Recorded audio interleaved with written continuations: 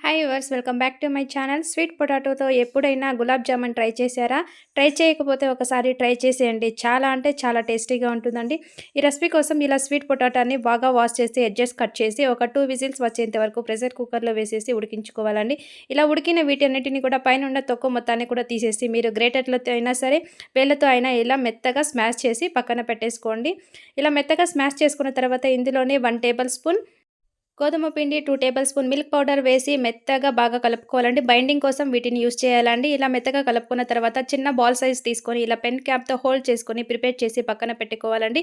ఇప్పుడు sugar syrup కోసం ఒక బౌల్‌లో 1 కప్పు షుగర్, 1 కప్పు వాటర్ వేసుకుంటున్నానండి. కొద్దిగా తీగ పాకం వచ్చిన తర్వాత షుగర్ సిరప్ పైన క్లోజ్ చేసి పక్కన పెట్టేసుకోవాలండి. పాకం వేడిగా ఉండాలండి. కొద్దిగా యాలకులు కూడా తుంచి వేసుకుంటున్నానండి. ఇప్పుడు వేడిగా ఉన్న ఆయిల్‌లో మనం ప్రిపేర్ చేసుకున్న స్వీట్ పొటాటో మొత్తాన్ని కూడా వేసేసుకొని గోల్డెన్ బ్రౌన్ కలర్ వచ్చేంత వరకు వేపుకొని షుగర్ సిరప్‌లో ఒక 15 మినిట్స్